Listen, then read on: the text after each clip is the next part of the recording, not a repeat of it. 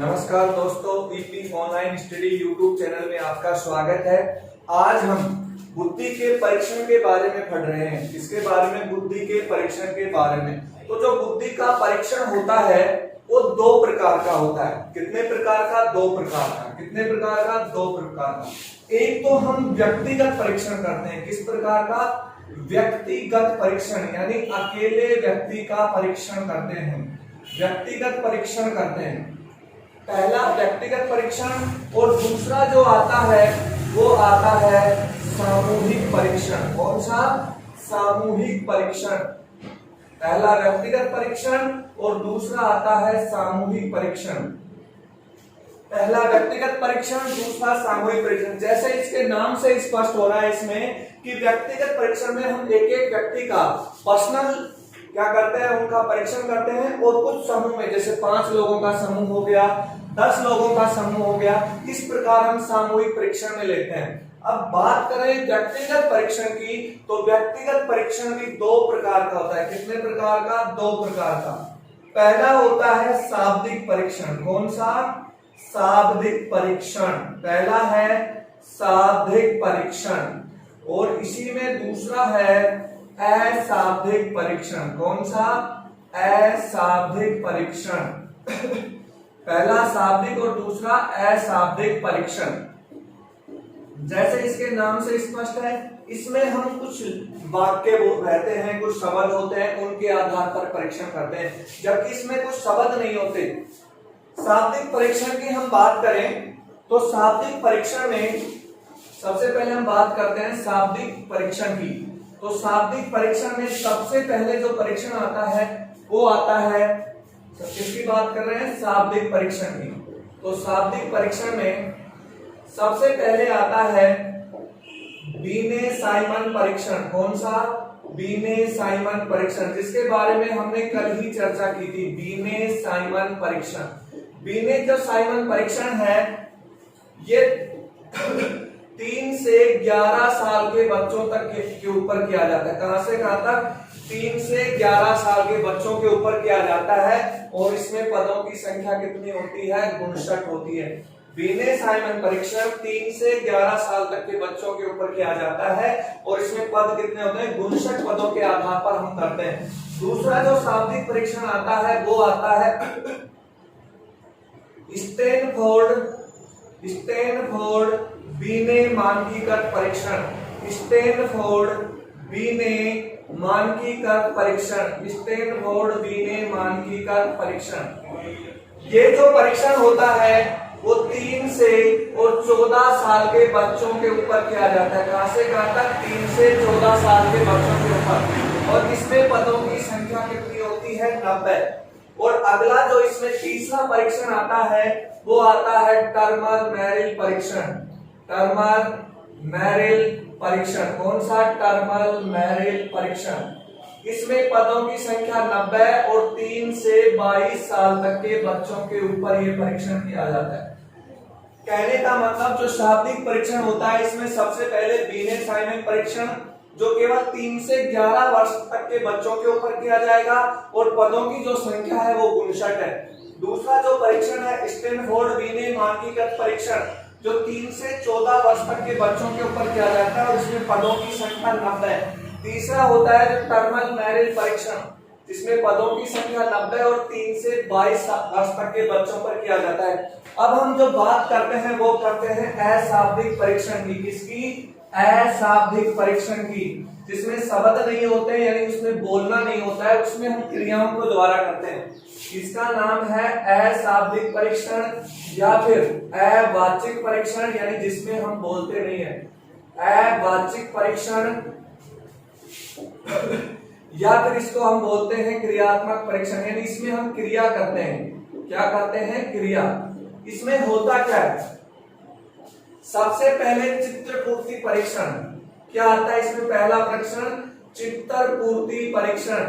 चित्रपूर्ति परीक्षण यानी हमारे सामने कोई अधूरा चित्र दे दिया जाता है, उसको पूरा करवाया जाता है, उसके आधार पर बच्चों का परीक्षण किया जाता है। अगला होता है चित्रांकन परीक्षण। कौन सा? चित्रांकन परीक्षण। चित्रांकन परीक्षण इसे हम पेपर पेंसिल परीक्षण भी कहते हैं। क्या? पेपर पेंसिल परीक्षण। यानी इसमें चित्रों की रचना करवाई जाती है, वो होती है दूसरा चित्रांकन परीक्षण। और तीसरा होता है पोरेटिटिस का भूल भुलैया परीक्षण। कौन सा? भूल भुलैया परीक्षण। किसका है? पोरेटिटिस का भूल भुलैया परीक्षण। जो पोरेटिटिस्ट है उनका था भूल भुलैया परीक्षण। और अगला जो परीक्षण है वो है कोहलाज का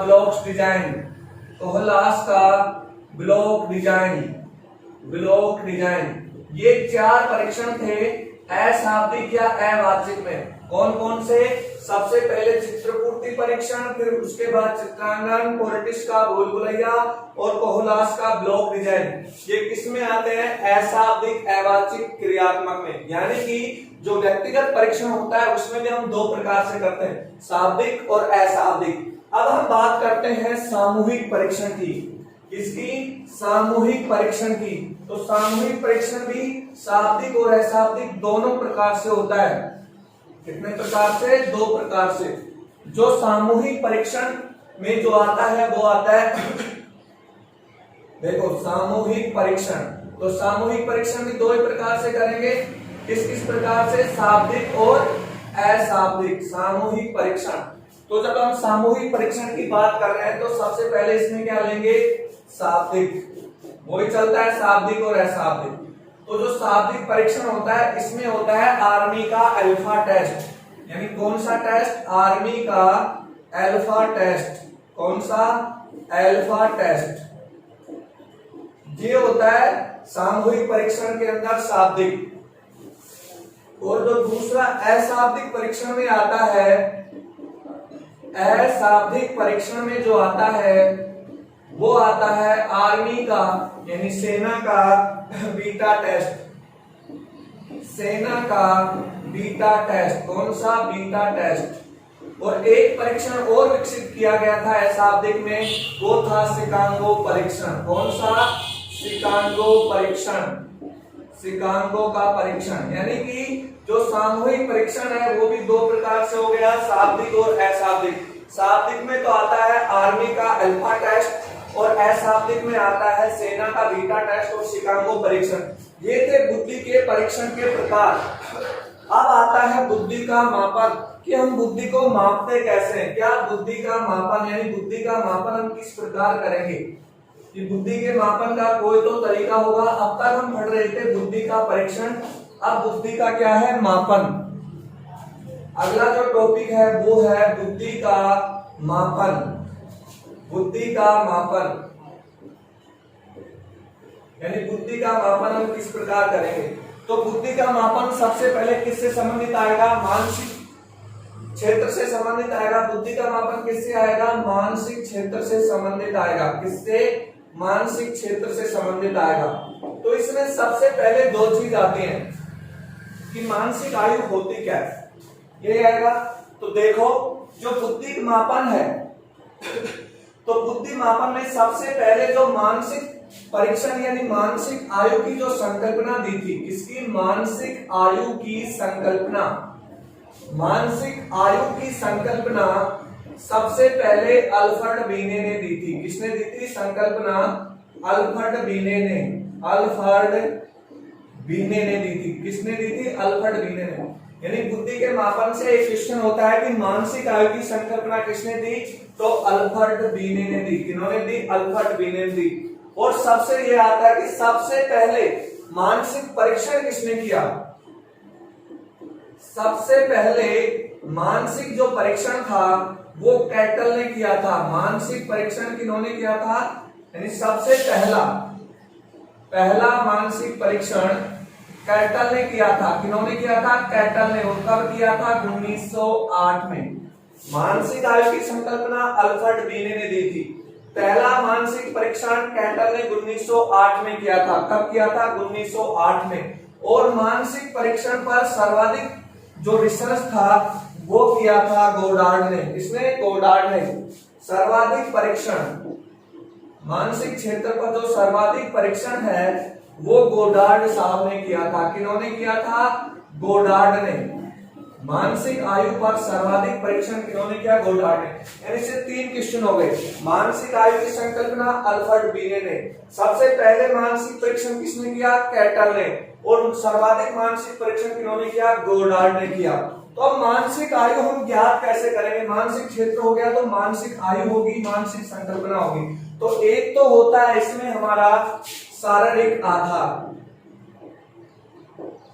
शारीरिक आधार यानी कि हमारी उम्र के हिसाब से, यानी शारीरिक आधार का मतलब क्या होगा? यहाँ आयु से लगाते हैं कि हमारी आयु कितनी है। इसका संबंध किससे होता है? हमारी जन्म तिथि से होता है। किससे? जन्म तिथि से। कहने का मतलब पहला जो आधार होता है वो शारीरिक आधार होता है। उसके आधार पर हम पता लगाते हैं कि बच्चे की मानसिक आयु क्या होगी। इसमें क्या होता है, जैसे बच्चा हो गया मान लो 12 साल का, तो हम उसकी मानसिक आयु क्या मान लेते हैं कि 12 ईयर्स होगी इसकी मानसिक आयु। पहला आधार ये था। अब दूसरा जो मानसिक आधार था वो हमारी आईक्यू के ऊपर लगाया गया। किसके आधार पर? आईक्यू के आधार पर। दूसरी जो मानसिक आयु है, मानसिक आयु, क्योंकि शारीरिक आयु के आधार पर तो हम नहीं बता सकते कि किसकी मानसिक आयु कितनी होगी। तो जो मानसिक आयु है उसके ऊपर सर्वप्रथम सूत्र 1912 में स्टर्न ने दिया था। किन्होंने दिया था? स्टर्न ने। उन्होंने जो आईक्यू का सूत्र दिया कि किसी की बुद्धि लब्धता, क्या? बुद्धि लब्धता। बुद्धि लब्धता क्या होगी? शारीरिक आयु बटा मानसिक आयु। सॉरी, मानसिक आयु बटा शारीरिक आयु। मानसिक आयु बटा शारीरिक आयु। कौन सी? मानसिक आयु बटा शारीरिक आयु होती है। इसकी आयु यानी सबसे पहले मानसिक आयु के संबंध में स्टर्न ने 1912 में बताया कि जो बुद्धि हमारी लब्धता होता है उसका सूत्र होता है मानसिक आयु बटा शारीरिक आयु। फिर इस सूत्र में 1916 में जो बदलाव किया वो किया टर्मर साहब ने। किन्होंने किया? 1916 में टर्मर ने।